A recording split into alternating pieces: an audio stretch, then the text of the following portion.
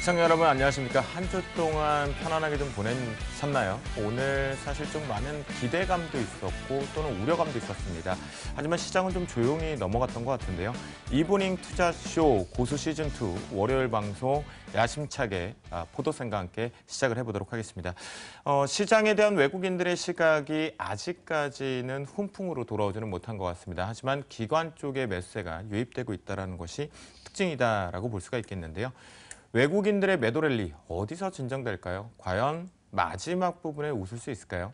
이제 배당 투자에 대한 전략도 얼마 남지 않은 것 같은데요. 또한 유가의 브레이크가 걸리지 않고 있습니다. 이 부분도 심층적으로 좀 다뤄봐야 될 것 같습니다. 오늘 저희 포도TV의 포도쌤이죠. 두 대표 주자입니다. 주쌤 그리고 제 옆엔 정쌤 그리고 제 오른편에 손쌤이 함께 하십니다. 안녕하십니까? 네, 안녕하십니까? 네. 사실 오늘 우리가 지난 금요일 날 끝나고 해외 증시만 생각해 보면 역시 또 떨어지는구나 라고 생각했을 것 같은데요. 신용등급 상향이라는 기대감들이 긍정적인 시각이 나오면서 시장이 삼성발 OLED 증설 부분과 그리고 또다시 이제 맑은 국물에서 짜장면 쪽으로 갔다가 이제는 시원한 짬뽕 국물로 온 것 같습니다. 음식료의 반등이 좀 두드러졌던 것 같은데요. 정쌤을 통해서 먼저 코스피 시장 어떻게 분석해야 되는지 들어보도록 하겠습니다. 네, 오늘 시장은 그나마 다행이었다라고 보는 게 좀 맞을 것 같아요. 일단은 지난주 주말 미국 증시가 상당히 큰 폭으로 하락을 하게 되면서 시장에 대한 부분들이 상당히 많이 걱정이 됐었죠. 하지만 주말 아침, 토요일 아침에 무디스에서 한국의 신용등급을 상향 조정을 하게 되면서 시장이 그나마 선방할 수 있는 요인들로 좀 작용이 됐었던 것이 아닌가 생각이 되고 있습니다. 일단은 주선께서 언급을 해주셨듯이 여전히 외국인의 수급은 나아지지 않고 있는데요. 과연 뭐 때문에 그럴까요? 우리나라 시장이 정말 매력이 없는 것인지 아니면은 정말 자금이 필요한 것인지 정말 알 수가 없습니다. 오늘 어쨌든 결론적으로 말씀드릴 수 있는 부분은 외국인들은 한 발 뺐지만은 기관들은 또 가담을 해주는 모습이었습니다. 일단 IT, 자동차 중심의 대형주 매도, 외국인 쪽에서는 지속이 됐었지만은 기관 쪽에서는 반대로 2천억이 넘는 매수가 유입이 되게 되면서 시장을 좀 받쳐주는 부분들이 좀 나타났고요. 어떻게 본다면 11월 16일 날 시장의 기술적 반등에 나서게 되면서 기관들이 수급 주체로 나섰는데 지금도 그런 국면이 아닌가라고 좀 생각이 되고 있습니다. 그렇기 때문에 어떤 추세적인 반등보다는 기술적 반등에 포커스를 좀 맞춰야 되지 않겠나라고 생각을 하고 있는데요.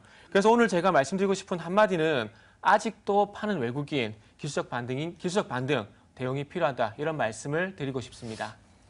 아직까지는 정확하게 코스피 시장에 훈풍은 들어오지 않은 것 같습니다. 기술적 반등이다라는 표현을 해주셨습니다.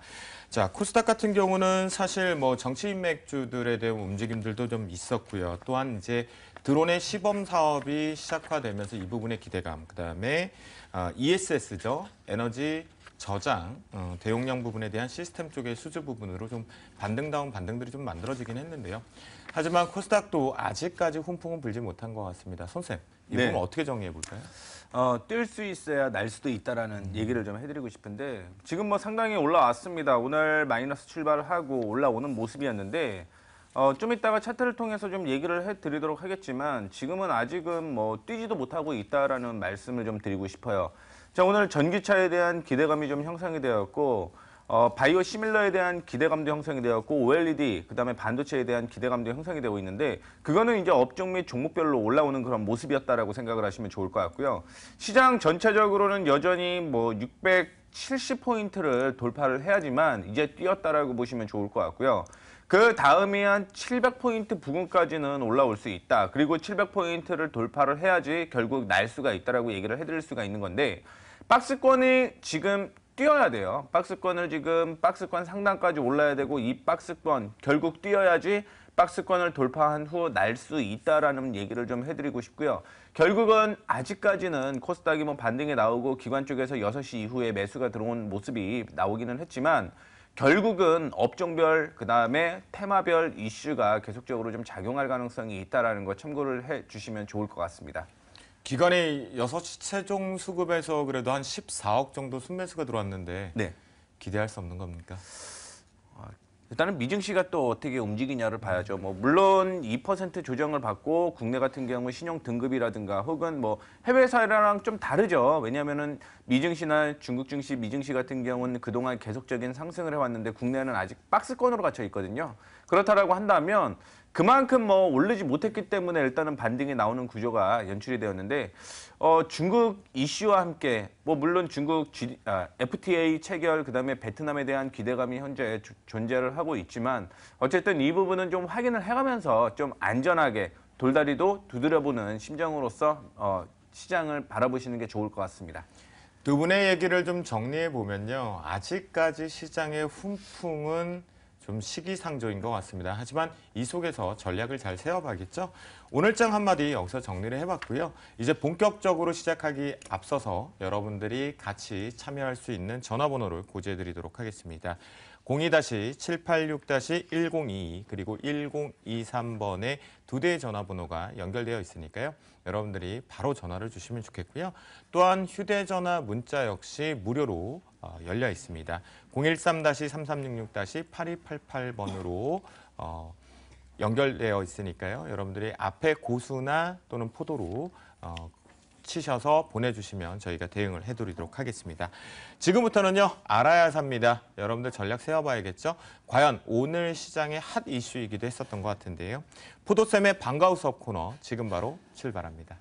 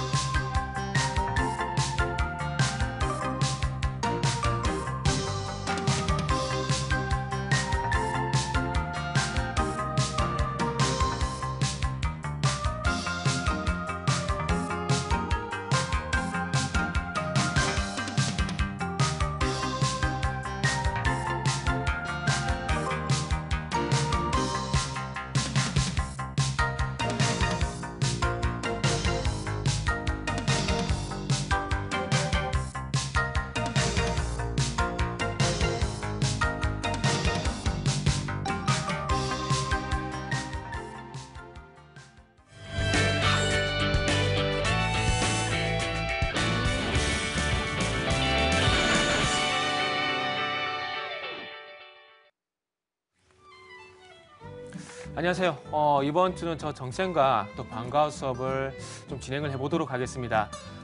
이번 그동안 제가 어떤 대외 경제 부분이라든지 거시 경제 부분이라든지 그리고 경제 지표 이런 부분들을 좀 많이 했었는데 이번에는 조금은 내용을 압축을 해서 증권주에 관한 내용을 좀 해볼까 합니다. 업종에 대한 얘기를 해볼까 하는데요. 시용 등급이 상향 조정이 됐죠. 시용 등급이 상향 조정이 되게 되면서 상당히 우리나라 거시 경제에 대해서 무디스는 상당히 긍정적으로 평가를 하고 있는데요. 상당히 긍정적으로 평가하고 있음에도 불구하고 우리나라 증시는 아직까지 너무나 좋지는 않습니다. 아직까지는. 그리고 올해 세 번째 시용 등급 상향 조정이 두 번, 그리고 이번에 포함을 해서 세 번 정도 현재 진행이 됐는데요. 그때 당시에 시장을 추세적으로 올리기보다는 어떤 단발적인 이슈를 많이 끊었었고, 그리고 시용등급 상향 조정 이슈가 발생됐을 때마다 증권주가 강세를 보였었습니다. 그래서 증권주를 한번 선택을 해봤는데 개인 투자자분들께서 증권주를 상당히 많이 좋아하십니다. 그리고 많이 종목 상담도 진행을 해보게 되면은 또 상담을 많이 진행을 하고 있는 상황이고요. 그래서 오늘 이 8분이라는 시간을 통해서 증권주에서 한번 정리를 한번 해보고자 합니다. 그래서 오늘의 방과후 수업 제목은 증권주에 대한 고찰, 이렇게 제목을 한번 정해봤습니다. 자, 그렇다면은 그동안 증권주들이 어떠한 움직임을 보였는지에 대해서 먼저 준비한 화면을 통해서 한번 같이 좀 보도록 할게요.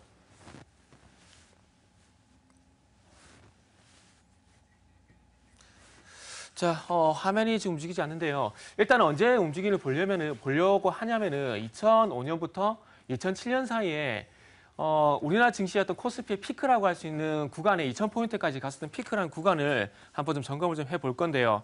그때 당시에 우리나라 증시 같은 경우에 상당히 좀 많이 강세를 보였었습니다. 상당히 좀 많이 강세를 보였었는데 그때 당시에 우리나라 시장 같은 경우에 펀드라는 자산이 상당히 많이 개인 주식형 펀드를 통해서 많이 유입이 됐었습니다. 근데 그때 당시에 이 펀드 쪽으로 자금이 유입이 되지 않았다라면은 아마 우리나라 증시가 올라가기가 상당히 쉽지가 않았을 거예요. 2007년만 예를 들게 된다라면은 그때 당시에 외국인들이 현 24조 원가량의 자금을 매도를 했었는데 그렇다면 이 외국인들이 빠져나가는 자리를 채워줄 만한 어떤 유동성이 분명히 필요가 했었을 겁니다. 그런데 그런 부분들을 지금 현재 화면을 보시면 아시겠지만 주식형 펀드가 상당히 큰 역할을 했었다라는 겁니다. 실적으로 2005년부터 2007년까지 증시에 유입된 주식형 펀드 자금이 약 150조가량이 됩니다. 그러니까 150조라는 상당히 강력한 유동성이 유입이 되다 보니까 당연히 시장은 올라갈 수밖에 없었다는 거죠. 좀 더 압축을 해보게 된다라면은 2007년만 압축을 해보게 된다면 그때 당시에 주식형 펀드에만 69조가량의 자금이 유입이 됐고요. 그리고 외국인 같은 경우에는 24조 원을 매도를 했었습니다. 24조 원의 매도 금액에 3배 정도 되는 금액이 들어왔었기 때문에 당연히 시장은 2007포인트까지 갈 수밖에 없었다라는 겁니다. 근데 지금 그때 당시에 69조가량의 자금이 들여왔다는 것도 상당히 중요하겠지만은 이 주식형 펀드에 대해서 중요한 건 뭐냐면 주식형 펀드를 매입을 하게 되면 선질 수수료 그리고 그다음에 재판매 판매 수수료 이런 부분들이 붙습니다. 그렇기 때문에 그때 당시에 주식 거래가 상당히 많이 증가했던 부분과 동시에 이 주식형 펀드의 인기가 상당히 높게 되면서 이 펀드 수수료 수입이 상당히 큰 폭으로 증가를 했었다라는 겁니다. 그렇다 보니까 개인 투자자들이 주식도 많이 하고 펀드도 많이 매수를 하다 보니까 브로커리지 수익뿐만 아니라 펀드 수수료도 수입이 증가할 수밖에 없는 구조였다는 겁니다. 브로커리지 수익, 말 그대로 거래 수수료인데요. 이 거래 수수료뿐만 아니라 이 판매 수수료 수익까지 증가를 하게 되면서 증권사들의 수익성은 상당히 커질 수밖에 없었던 시기라는 겁니다. 그래서 이 화면의 제목을 수수료는 증권사의 힘이라는 제목을 한번 붙여봤습니다. 그래서 2007년도를 기점으로 해서 또 시장이 하락을 했습니다. 그리고 시장이 암흑기에 잠시 진입을 했었는데 어쨌든 여기서 중요한 부분은 증권사의 이때 당시의 수익은 펀드 그리고 주식 거래 이 수수료였다는 부분들을 일단 말씀드려보고 싶어요. 그리고 이때 당시에 증권사 수수료는 펀드 그리고 방금 말씀드렸듯이 주식 거래 수수료라고 보시면 될 것 같은데 잠시 증권주 같은 경우에는 암흑기가 있었습니다. 하지만 2010년도에 다시 시장의 주도주로서 부각이 됐었는데 그때 당시엔 또 왜 증권주가 강세를 보였는지 화면을 통해서 한번 같이 보도록 할게요. 제목을 새로운 상품이 나타났다. 이렇게 한번 정해봤는데요. 펀드에서 자금이 빠져나가고 거래 수수료가 싸지게 되면서 브로커의 수익이 감소를 했는데 그 자리를 다시 한번 채워준 상품이 화면을 보신 바와 같이 자문형 랩이라는 상품이 나타났어요. 그러면서 자문형 랩에 15조가량의 자금이 투입이 되고 그리고 중소형 증권사보다는 대형주 중심의 증권사 쪽으로 자금이 유입이 되게 되면서 그때 당시 삼성증권, 대우증권, 우리투자증권 같은 대형 증권사들이 상당히 랠리가 있었습니다. 그래서 2010년도에 주식, 펀드 대안 상품으로서 자문형 랩이 등장을 하게 되면서 증권사의 어떤 수익성이 개선될 만한 즉 수수료가 많이 발생될 만한 상품이 등장을 하게 된 겁니다. 그렇다 보니까 대형 증권사 중심으로 해서 2010년부터 2011년 초까지 대형 증권사 중심으로 해서 증권주가 강세를 보일 수 있는 그런 요인들로 작용이 됐었다는 거죠. 그때 당시 삼성증권 같은 경우에도 거의 2배가량의 주가 상승이 있었다는 부분들을 볼 때 증권사는 수수료 발생이 그만큼 중요하다는 부분들을 알 수가 있습니다. 하지만 그 이후에 선풍적인 인기를 통해서 15조가량 자금이 유입되던 이 자문형 랩에 문제가 생겨버렸습니다. 어떤 문제가 생겼냐면은 랩 수수료 인상과 그리고 랩 손실 발생으로 인한 자금 이탈이 발생이 되게 되면서 증권주는 또 하락의 길로 접어들었습니다. 증권주 시장이 상승하게 되면 항상 약방의 감초처럼 나타나는 섹터가 증권주입니다. 하지만 그 속에서 중요한 것은 시장이 단순히 좋다고만 해서 증권주가 가는 건 아니라는 거죠. 즉 조금 전에 살펴봤듯이 2005년, 2007년까지는 주식 거래 그리고 펀드라는 상품이 수수료를 많이 발생을 시켜주게 되면서 증권사 같은 수익원 역할을 했었고요. 그리고 2010년, 2011년 같은 경우에는 자문형 랩이라는 새로운 상품이 발생이 되게 되면서 또 증권사 같은 수수료 수익을 극대화시켜주는 역할을 했었다는 겁니다. 여기서 조금 힌트가 나올 거예요. 그렇다면 증권사가 잘 가기 위해서는 그리고 증권사든 수익성이 개선되기 위해서는 거래 수수료가 발생될 만한 어떤 상품이 나타나야 되는데 지금은 그런 부분들이 없기 때문에 시장에 증권주들이 못 가고 있구나라는 부분들을 일단 생각을 해볼 수 있다는 겁니다. 그런데 또 이런 부분도 있습니다. 어떤 부분이냐면은 증권주 강세 반겨야만 하는 일일까? 그런 부분도 우리가 한번 생각을 해봐야 된다는 겁니다. 자, 삼성증권 차트를 2000년, 1998년부터 한번 쭉 연결해서 봤는데요. 자, 2000년 초반, 1999년에서 2000년 초반 때 증권주가 상당히 강세를 보였습니다. 그때 당시 무슨 일이 있었죠? 2000년 IT 버블로 인해서 증권주가 초강세를 보이고 난 이후에 증권주가 무너지게 되면서 시장이 같이 내려갔다는 겁니다. 증권주가 빠지면서 시장이 내려갔다는 건 아니고요. 어떤 시장의 랠리 끝에는 꼭 증권주가 강세를 보였다는 겁니다. 그리고 화면 우측을 보게 되면은 또 마찬가지로 2005년부터 시작된 이 시장의 랠리, 이때 당시에 증권주가 또 마찬가지로 초강세를 보였다는 겁니다. 자, 증권주 강세를 보이면 무조건 기쁜 일입니다. 기쁜 일이지만은 왜 증권주가 랠리의 끝에서 이렇게 항상 나타나는 것일까요? 그 부분에서 우리가 의문을 한번 가져볼 필요가 있다라는 겁니다. 그래서 2000년 초반 그리고 2007년 증권주 초강세에 대한 어떤 고찰을 해보게 된다면은 증권주 강세는 항상 버블과 함께 끝이 났다라는 겁니다. 자, 증권사의 어떤 거래 수수료, 어떤 법인 고객 부분도 분명히 있을 겁니다. 하지만 개인 고객이 차지하는 어떤 거래 수수료 이런 부분도 상당히 크게 차지를 할 거라는 부분들을 볼 때 이 증시에 개인들이 많이 유입이 된다라는 건 이 개인들을 통한 어떤 거래 수수료 수익이 많이 증가를 한다라는 거죠. 그런데 중요한 건 아쉽게도 이 개인들이 증시에 많이 유입이 되게 되면은 증권사 수익성은 올라가지만은 그 끝에 항상 아쉽게도 2000년 IPT 버블 그리고 2007년 증시 과열, 서브프라임 모기지 사태 기억나시죠? 그런 사태와 함께 현재 말미를 같이 가져갔었다는 겁니다. 그래서 증권주 급등 이후에는 항상 시장 폭락이 같이 왔었다는 부분들을 볼 때 어떻게 보면 이 부분을 또 뒤집어 보게 된다면은 아직 증권주가 초강세를 보이지 않기 때문에 시장은 빠질 일보다 아직 앞으로는 올라갈 일이 더 많다는 그런 희망적인 부분도 우리가 볼 수가 있을 것 같습니다. 그래서 이런 부분도 좀 개인 투자자를 빗대서 말씀드리는 게 좀 죄송하긴 하지만 뭐 과거 역사, 우리 주식시장의 역사를 봤을 때 그런 부분들이 나타났었기 때문에 뭐 이런 아쉬운 얘기도 드릴 수밖에 없을 것 같습니다. 그러면 마지막으로 한번 결론을 내봐야 될 것 같은데요. 자, 그러면 증권주 도대체 언제 접근해야 되나 이런 얘기인데 자, 2005년 올해 초죠. 올해 초에 1월 달부터 4월 달까지 증권업종이 44%가량 상승을 했었습니다. 버블이었나? 그건 아닙니다. 자, 증권사가 어떤 그 수익성이 악화가 되다 보니까 당연히 나오는 것 있죠? 구조조정.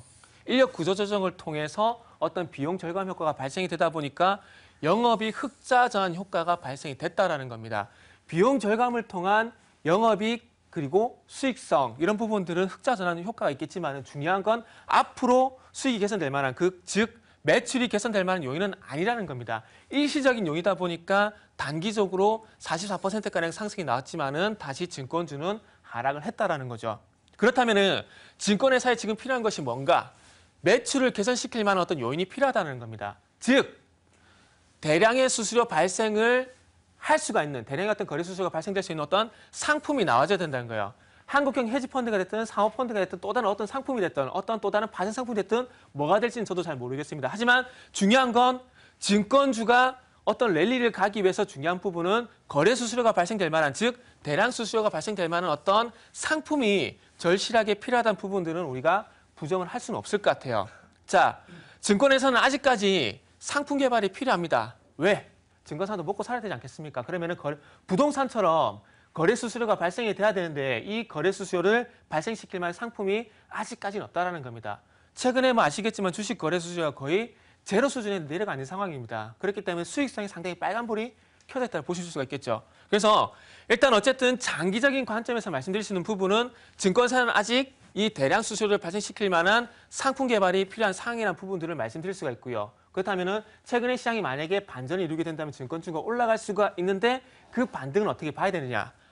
단기 관점에서 시장 상승을 위한 단기적인 반등으로만 기술적 반등으로만 대응하는 게 맞다라는 겁니다. 어떤 증권주의 추세적인 어떤 상승을 가져가기 위해서는 아무래도 방금 말씀드렸던 이런 상품들이 분명히 필요하다는 부분들 말씀 좀 드릴 수가 있을 것 같고요.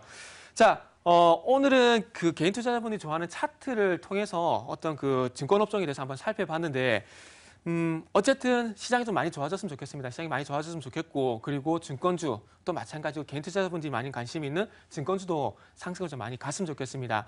자, 그래서 여러 가지 다양한 어떤 부분들의 접근을 통해서 다양한 어떤 이슈 그리고 키워드를 통해서 이 시간을 좀 더 재미있고 그리고 활기찬 시간을 좀 만들어 보도록 하겠습니다. 자, 오늘은 여기까지 하고요. 2주 뒤에 또 어떤 내용이 될지 기대를 한번 해주시기 바랍니다. 감사합니다.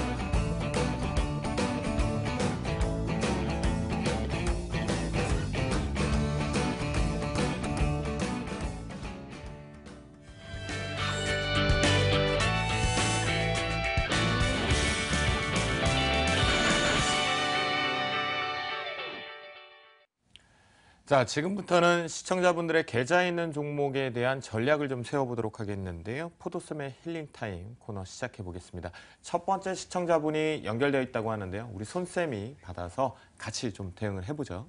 네. 네, 여보세요.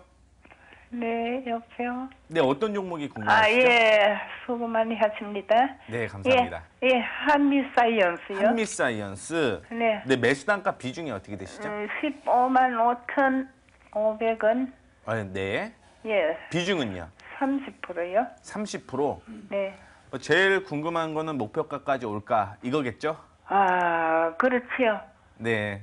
뭐 이거 한미사이언스 제가 뭐 특별한 얘기를 안 해드려도 3주 동안 또 저희가 다뤘고요. 그 다음에 뭐 다 아실 거라고 생각하니까 이거는 거의 차트로만 대응하는 방법 알려드리도록 하겠습니다. 전화 끊으시고요. TV 보시면서 좀 대응하셨으면 좋겠습니다. 아, 예, 그런데 이거 뭐 그때 13일 날 샀거든요. 네네. 11월 그런데 그때 예, 올라갔다가 네네. 내려와가지고 네. 올라간다고 그래 샀거든요. 아, 20만 원 넘어갔다가. 네네. 그 부분까지 제가 또 얘기를 해드리도록 하겠습니다. 예. 네, TV 보면서 전화 끊으시고 TV 보면서 대응해 주시길 바라겠습니다. 예. 네. 저희가 매주 월요일마다 한 4주째 하는 것 같아요. 한미사이언스는 맨날 전화 상담을 좀 진행을 하고 있는데 사실 한미사이언스 계속 특별한 이슈는 없습니다. 한미제약에 대한 이슈가 계속 나오게 되면서 뭐 한미사이언스 역시 뭐 같은 움직임을 좀 보여주는 게 아닌가라는 생각을 갖고 있는데 한미사이언스 볼 때는 좀 시야를 크게 봤으면 좋겠습니다. 차트도 좀 크게 보시는 게 좋을 것 같아요. 그래서 그냥 바로 이 부분은 차트를 통해서 언급을 해드리도록 하겠습니다. 자, 한미사이언스 반등 구간에 있는 부분은 분명하게 좀 맞다라고 생각을 하고 있습니다. 그 이유가 뭐냐면 이전에 저점으로 형성되었던 구간이 한 12만 원 수준이다라고 생각을 하시면 좋을 것 같은데요. 만약에 12만 원 수준을 이탈했다라고 한다면 그 다음에는 11만 원에서 반등이 나오는 건데 전체적으로 이 부분은 좀 박스권으로 대응을 하시는 게 맞다라는 생각 가지시면 좋을 것 같고요. 1차적으로 올라오게 되면은 매수했던 부근 15만 5천 원에서 16만 원까지는 충분히 이슈될 가능성 높다라는 거 참고해 주시면 좋을 것 같아요. 그래서 들고 계시는 분들은 어떤 매매를 하셔야 되냐면 올라가게 되면 일단은 박스권, 즉 어떤 박스냐면 11만 원에서 19만 원 수준의 박스권으로 이어질 가능성이 높다라고 생각을 하시면 좋을 것 같고요. 지금은 거의 뭐 바닥을 다졌기 때문에 다시 한번 받는 가능성은 있다라고 보고 있습니다. 단지 올라가면서 15만 5천 원에서 한 16만 원 사이에 저항이 한번 존재를 하고 있고요. 그걸 돌파하게 되면 19만 원 목표가 좀 제시를 해드리도록 하겠고요. 만약에 12만 원 이탈하게 되면 11만 원대까지 조정을 받을 가능성이 있으니까요. 그때는 좀 10% 그때는 좀 대응을 하셔야 될 것 같아요. 그래서 일단은 이탈가를 최근에 저점으로 형성되었던 부분 11만 8천 원 제시해드리도록 할 테니까요. 참고해 주시면 좋겠습니다. 네, 아무래도 이제 한미사이언스 같은 경우는 시장에 워낙 핫했던 종목인 것 같은데요. 빨리 시장의 분위기가 좀 자리 잡아서 기술적으로 강한 반등이 나왔으면 좋겠습니다. 자, 두 번째 시청자님 4550님께서 전화 연결이 되어 있다고 하는데요. 이번엔 정쌤을 통해서 상담을 받아보도록 네. 하겠습니다. 네, 안녕하세요. 예, 안녕하세요. 아, 수고 많으십니다. 반갑습니다. 예, 안녕하세요. 예. 네, 어떤 종목이 궁금하시죠? 예, 웹젠요. 네, 예. 31,680원에 40%야. 아, 그러시구나. 아, 이거를 지금 가격이 보니까 상당히 많이 하락을 했는데 예, 엄청 많이 빠져가지고요. 어떤 부분을 좀 말씀드리면 도움이 될까요? 저기 매수가까지 갈까요? 아니면은 뭐 네. 얼마에서 손절을 해야 되나? 아니면 이게, 지금 추가 예. 매수를 해도 되나? 이게 만약에 손절을 한다면 손절 좀 가능하시겠어요? 지금 손실폭이 상당히 많이 크신데? 그러니까 금액이 좀 많거든요, 그게. 그러니까 그래서 제가 그 반대로 여쭤보는 겁니다. 매도를 한다면 매도가 가능하시겠어요? 저는 좀 근데 뭐 불가능할 것 같아요. 장기간 두고 가도 되는데 예, 예. 올라올지를 몰라가지고 더 빠질 것도 같고 올라갈 것도 같고. 네. 일단은 이 종목은 좀 고민을 좀 많이 저도 해봐야 될 것 같습니다. 근데 일단은 그 가장 중요한 건 물타기 그리고 매도 시점 이런 부분일 것 같은데 일단 전화 끊으시고요. 저도 이 종목을 제가 가지고 있다는 가정하에 일단 성실성의껏 일단 먼저 말씀 좀 드리도록 하겠습니다. 예, 예, 예. 네, 알겠습니다. 자, 저는 개인적으로 참 이런 상황이 참 이 종목 생활을 하면서 가장 난감한 상황인데 31,680원에 매수하셔서 지금 가격이 22,600원이십니다. 그렇다면 거의 손실률은 50% 넘게 내려가는 상황인데 매도로 손절도 말씀을 하셨지만은 솔직히 말씀드리면 제가 만약에 이 종목을 가지고 있다면 저도 매도가 쉽지 않은 종목입니다. 어떻게 보면은 조금 더 극렬하게 좀 그 솔직하게 말씀을 드린다면은 이거는 뭐 의도하지 않은 장기 투자로 가져갈 수밖에 없는 부분이라고 좀 말씀드릴 수밖에 없을 것 같고요. 자, 이 회사의 내용 뭐 그리고 실적 뭐 어떤 게임을 하고 있는지 이런 부분들은 솔직히 필요는 없을 것 같습니다. 필요 없을 것 같고 이거를 계속 가져갈 자신이 있는지 아니면 이걸 파는 게 맞는지에 대한 얘기를 해드리고 마무리를 짓는 게 제가 보기 좀 나을 것 같습니다. 자, 시장이라는 게요 참 웃기게도 유행이라는 게 있습니다. 2012년도 같은 경우는 게임주라든지 그리고 카지노 관련주도 강세를 보였었고 그리고 2013년도 같은 경우에는 반도체 장비 그리고 2014년 다시 모바일 게임 쪽으로 넘어오고 또 2015년이 되게 되면은 또 반대로 또 바이오 섹터 강세를 보이고 이런 유행들이 있는데 웹젠 같은 경우에는 이 모바일 게임 섹터라는 부분들을 볼 때 이 유행에서 한 발짝 벗어났다고 좀 보시면 될 것 같아요. 2015년 실적 상당히 좋습니다. 근데 왜 안 갈까요? 시장의 중심에서 그 시장의 유행에서 좀 벗어나 한 발자국 벗어나 있기 때문에 그럴 수밖에 없다라는 부분들이죠. 저는 일단은 만약에 제가 이 종목을 가지고 있다라면은 손절 매도는 일단 말씀드리고 싶지 않습니다. 말씀드리지 않고요. 추가 매수를 만약에 말씀을 하신다라면은 요거는 기술적 지지력이 어느 정도에서 나올지는 좀 더 지켜봐야 되겠지만은 그 지지력이 나올 때까지는 불가피하게 의도하지 않은 장기 투자를 하게 되면서 기다릴 수밖에 없을 것 같습니다. 그래서 일단은요. 2만 원 전후로 했었던 기술적인 어떤 지지력이 나온지 한번 보자고요. 지금 실적 개선 요인들 때문에 5,000원대에서 45,000원까지 9배가량 올라간 종목이기 때문에 이 거품이 해소되는 기간은 분명히 필요할 것 같습니다. 그런 측면에서 보게 된다면 45,000원에서 2만 원 정도까지 빠졌다면 60%가량의 가격 조정이 나왔는데 그렇다면 여기서 70%까지는 열어두시고요. 그리고 2만 원대까지는 지지력을 먼저 보시고요. 이 여기서 만약에 2만 원대 기술적 지지력이 나오게 된다면은 한번 다시 전문가 상담을 하신 다음에 추가 매수를 한번 고려해 보시라고 말씀을 드리겠습니다. 네, 웹젠 조금 녹록치 않은 것 같아요. 일단 올해 상반기에 좀 강하게 올라왔던 부분을 다시 한번 재현하려면 지지력을 확인을 해봐야 된다라고 얘기를 했으니까요. 2만 원대의 강력한 지지력 여부 확인을 해보시기 바라겠습니다. 다음 시청자분 전화 연결이 되어 있다고 하거든요. 이번에 우리 손쌤을 통해서 대응을 한번 해보도록 하겠습니다. 네, 여보세요. 전화 연결이 좀 안 돼 있다고 합니다. 자, 그러면요. 끊어졌습니다. 지금 일단 연결이 좀 원활하지 못한 것 같겠고요.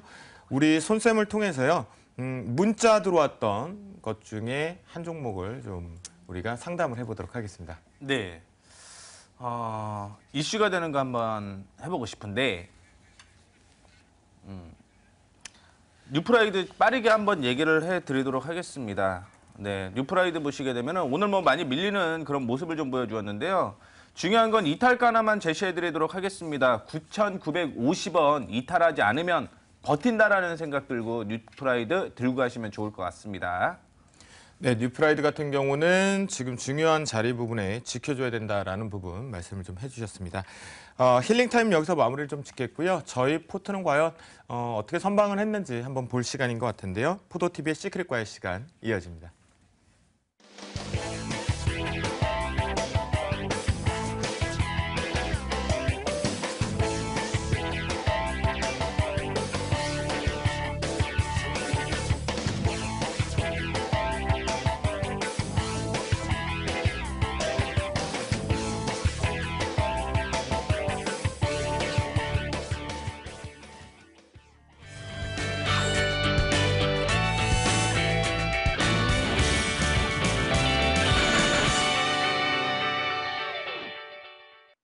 네, 저희 포트폴리오 먼저 점검을 해봐야 될 것 같은데요. 화면을 통해서 확인해 보도록 하겠습니다.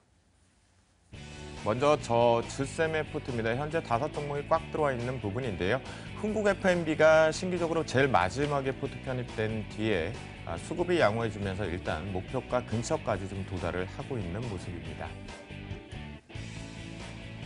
손쌤의 포트폴리오입니다. 역시 5종목이 꽉 들어와 있는 부분입니다. 최근에 들어왔던 것이 BH겠고요. 정쌤의 포트폴리오입니다. 4종목이 포트에 들어와 있습니다. 가장 최근에 들어온 것이 NC소프트가 포트에 편입되어 있는 모습입니다. 네, 일단 제 포트에서는요, 흥국 F&B에 대해 우리가 한번 좀 잡아봐야 될 것 같습니다. 우리가 수급 먼저 한번 보도록 하겠는데요. 흥국 F&B 같은 경우는 현재 수급적인 측면에서 외국인과 기관계의 양쪽 매도가 최근에 지금 고점, 매물대 하나가 좀 나오고 있다는 것이 특징적으로 좀 보입니다. 하지만 이제 바닥권에서 동사 같은 경우는 턴하는 모습에서 ODM 부분에 납품을 좀 많이 한다. PB 상품 쪽에 장점이 있다라고 말씀 좀 드렸거든요. 자, 흥국 F&B 같은 경우에 양봉을 만들고 나서 오늘 눌림이 좀 들어왔다는 부분이니까요. 일단 목표가의 37,200원보다 200원 모자라게 오늘 반등 나왔다가 조금 눌려주고 있는 형태입니다. 그래서 다시 한 36,300원 정도에 대한 이탈이 없다라면 여전히 우상향을 할 수 있다라는 관점으로 좀 바라보시면 좋을 것 같겠고요. 또 한 종목 정도 말씀을 좀 드리면요. UIL을 말씀을 좀 드리겠습니다. UIL 같은 경우는 우리가 CES 부분에 대한 전략을 좀 세워보자라고 말씀을 좀 드렸었는데요. 네, 자, 지금 보시면 바닥권에서 다시 한번 꾸준하게 올라오고 있는 부분이겠죠. 매물대 부분에 대한 지금 돌파 안착 여부가 가장 중요합니다. 하지만 이제 수급적인 측면에서도 아직까지는 좀 부재이긴 하지만 추가적으로 IT와 관련해서 추가 상승이 가능하다라는 시점으로 놓고 보시면 좋을 것 같겠고요. 직전에 매물대인 13,600원대에 대한 돌파 여부가 매우 중요할 것 같습니다. 바로 이 매물대인 것 같은데요. 이 부분을 좀 가볍게 뚫어준다라면 목표가를 상향 조정하면서 보유하면서 좀 들고 가 보겠다. 라고 말씀 좀 드리니까요. 나머지 랩지노믹스, 제우스, 아이센스 모두 다 좀 보유하고 가보자. 일단 시장이 아직 훈풍이 들어오지 못했다라는 관점으로 여러분들 좀 체크해 주시면 좋을 것 같겠고요.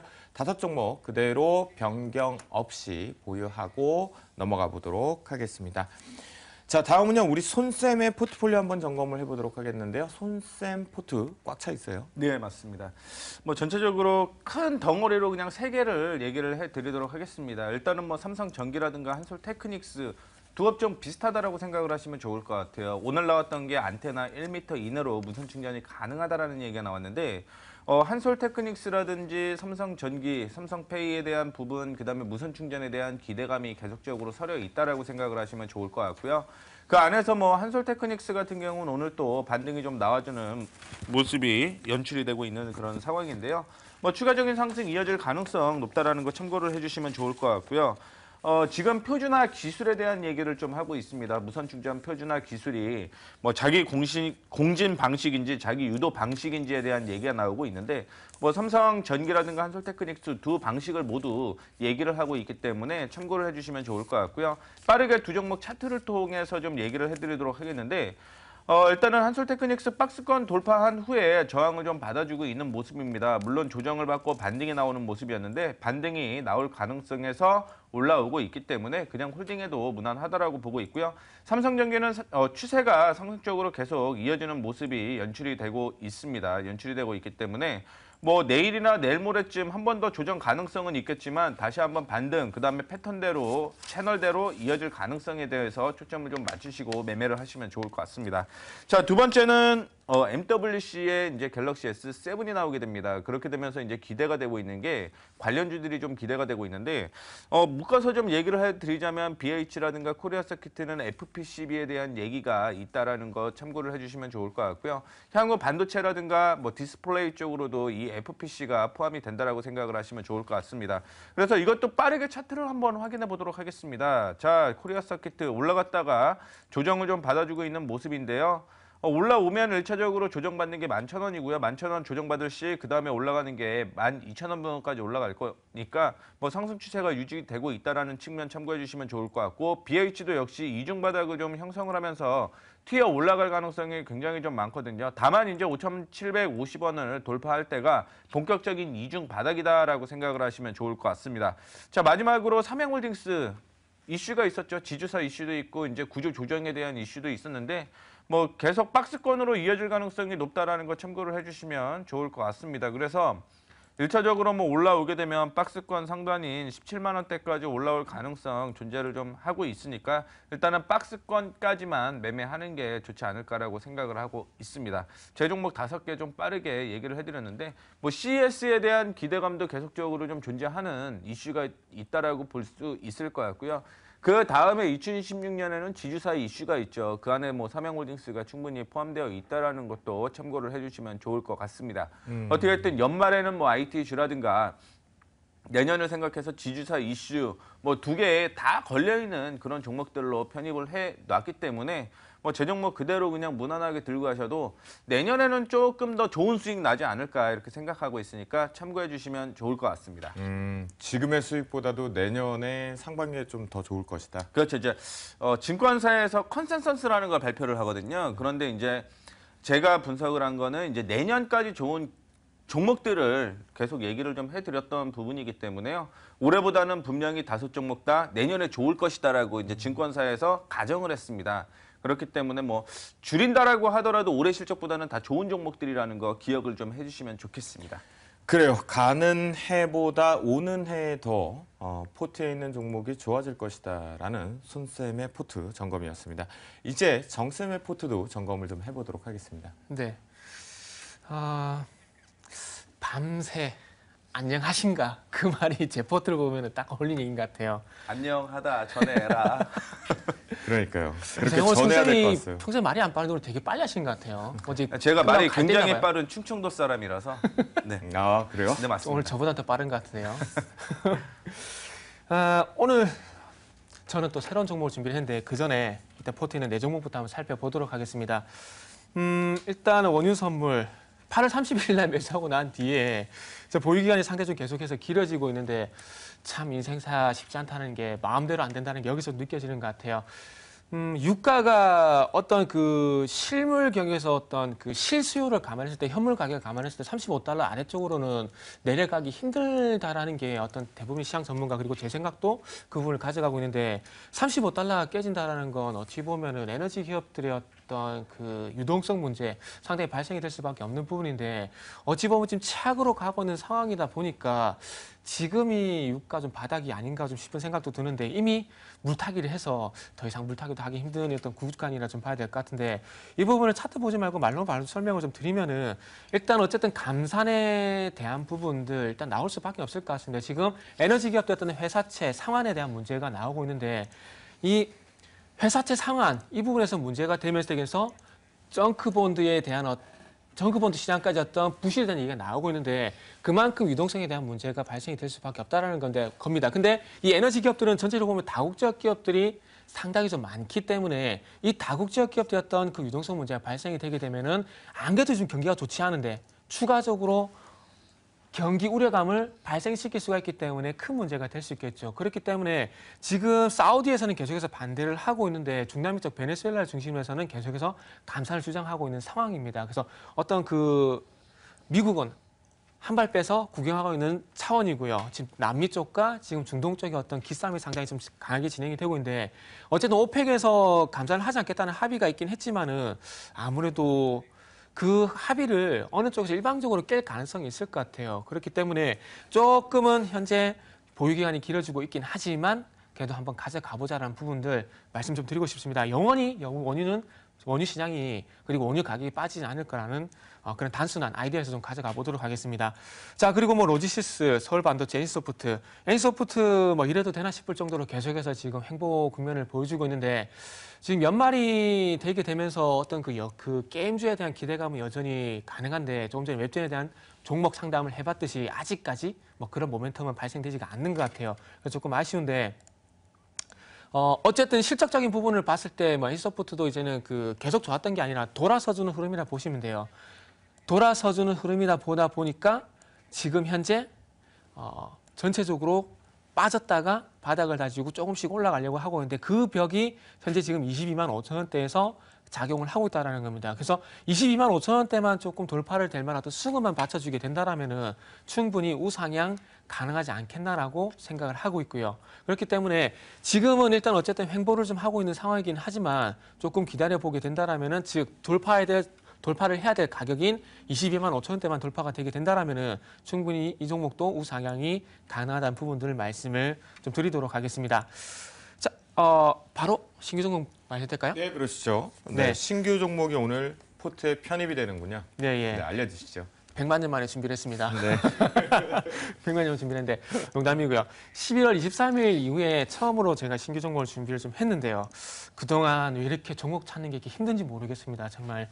그래서 우스갯소리로 그런 말씀도 좀 드렸는데 오늘은 삼리식품이라는 종목을 좀 준비를 했습니다. 두 분께서는 파리바게트하고 베스킨라빈스 이런 데 자주 가시나요? 바스쿠치? 그렇죠. 아무래도 좀 네. 뭐 브랜드가 많이 돼 있고 매장이 오픈 매장이 많은 곳 좀 가게 되죠. 관련주 또 들고 계시잖아요. 그렇죠? 네, 노코멘트 하겠습니다. 네. 그래서 이 업체들의 어떤 대상이 SPC 그룹이더라고요. 그래가지고 맞습니다. 네. 네, SPC 맞아요. 그룹인데 SPC 그룹 내에서 최초로 상장한 회사가 그리고 유일한 상장사가 삼립식품이더라고요. M&A를 통해서 네. 가져간 거죠. 네. 뭐 어쨌든 네.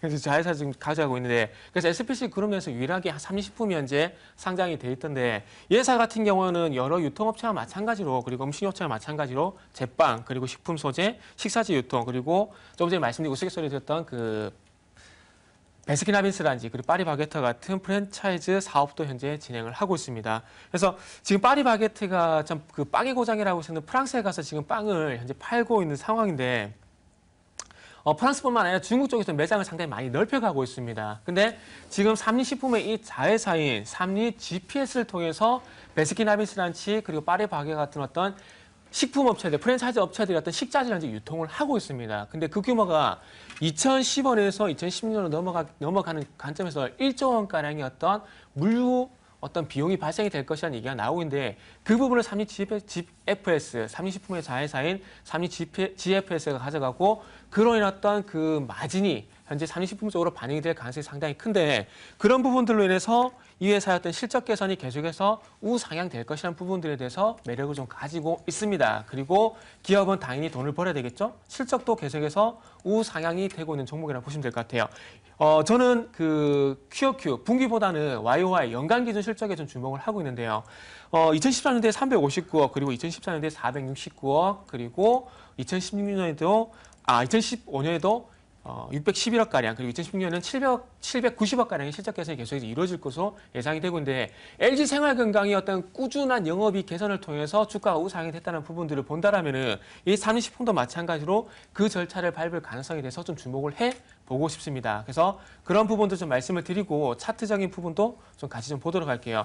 삼리식품 같은 경우에는 2013년부터 해서 주가가 거의 10배가량 많이 올라갔습니다. 그리고 제가 보기엔 17만 원 이상은 조금은 버블이 아니었나 좀 생각이 들고 있어요. 그렇다 보니까 최근까지도 계속해서 상승을 하다가 41만 5천을 기점으로 해서 주가 조정이 진행이 되고 있는데 지금 주목을 해야 될 부분은 뭐냐면은 241선을 현재 전혀 깨지 않고 있다는 겁니다.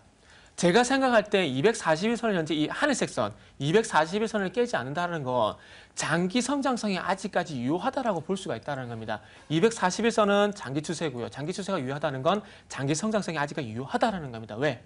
실적이 아직까지 받쳐주기 때문에 장기 추세가 아직까지 깨질 이유는 없다라고 좀 판단을 하고 있다는 거죠. 그리고 241선 부근에서 거의 2달가량의 하반경직선이 계속해서 지켜주고 있는 상황에서 최근에 28만 3천 원을 돌파를 하게 되면서 현재 우상향, 다시 한번 반등 시도를 하고 있다는 거죠. 그렇다면 그 반등이었던 시작점에서 잡아야 될 필요가 있기 때문에 이 종목을 한번 준비를 해봤습니다. 그리고 최근에 수급도 상당히 괜찮은 종목이라는 부분들을 말씀드리고 싶은데 최근에 기간 수급도 계속해서 현재 이어지고 있는 부분들을 볼 때 여기서 외국인 수급만 더 붙여주게 된다라면은 아마 우상향은 좀 더 가팔라질 가능성, 좀 더 확실한 우상향이 발생될 가능성이 좀 있을 것 같습니다.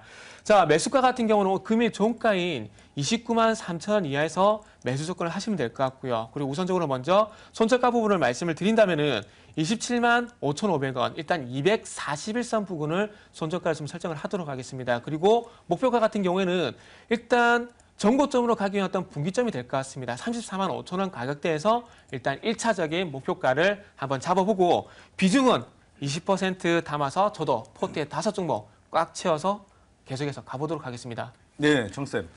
그 네. 삼립식품을 보면은 참 좋은 모습이 나타나고 있는데 개인 투자자들이 사기에는 거래량이 전문 용어로 너무 후덜덜한 게 아닌지 되게 궁금한데 갈까요? 아니 근데 제가 얘기를 하다가 계속 여기가 따가운 거예요. 계속 네. 여기가 계속 따가운데 계속 째려보고 있었군요. 째려보고 있었죠. 자, 가격이 좀 비싸요. 맞아요. 예, 그죠? 개인 투자자분들이 사기에는 좀 부담 있는 가격이다라고 그죠? 저는 보거든요. 지금 29만 3천 이하를 좀 말씀을 드렸는데 우리가 우상향만 한다면은 뭐 제 개인적인 생각인지 모르겠어요. 우상향만 한다면은 지금 정도 거래량도 문제가 안 될 것 같아요. 그렇죠. 어차피 20%니까 5% 계속 나눠서 사가도 괜찮을 것 같습니다. 그리고 3천 원이 아니고 29만 원이 30만 원이잖아요. 그렇죠. 그러면은 뭐 한 하루 거래량이 몇만 주 되더라도 저는 문제가 안 될 것 같아요. 문제는 이제 폭락할 때가 사실은 좀 문제가 될 그럼 기간이 가능성이 안 있기 사겠죠. 때문에. 그것도 그렇겠죠.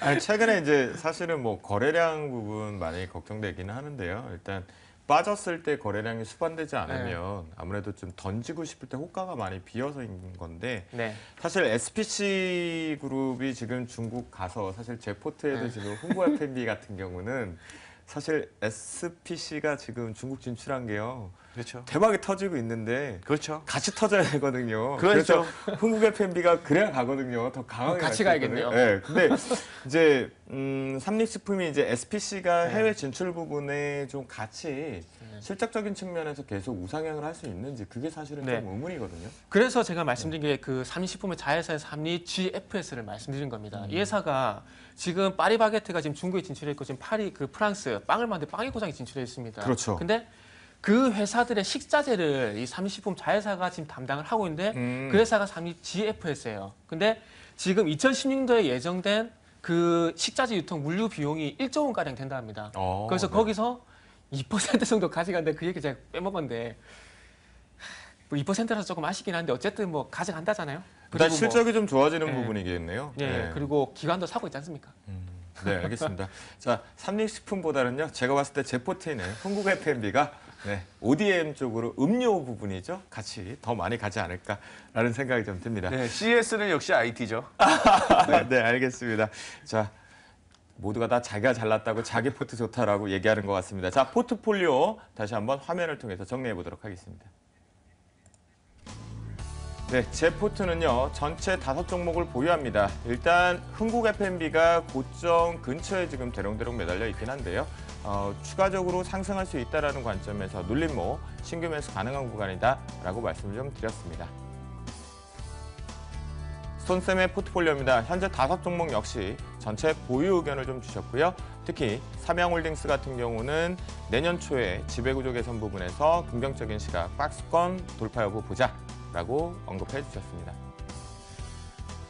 정쌤의 포트폴리오입니다. 신규적으로 삼립식품이 포트에 편입이 됩니다. 역시 기관 쪽 매수가 유입되고 있다는 것 또한 음식료 업황이 들어오고 있다는 것을 긍정적인 시각으로 만들어 주었습니다. 네, 저희가 월요일 날 준비한 시간 포도쌤들의 출동은 여기서 마쳐야 될 것 같습니다. 어려운 장일수록 전략이 더 중요할 것 같은데요. 우리 정쌤, 손쌤 고생하셨습니다. 네, 자 저희는요 다음 주 월요일 6시 30분에 다시 한번 여러분들 이브닝 투자쇼 고수 시즌2에서 찾아뵙도록 하겠습니다. 편안한 저녁 되시고요. 다음 주 월요일 날 찾아뵙겠습니다. 감사합니다.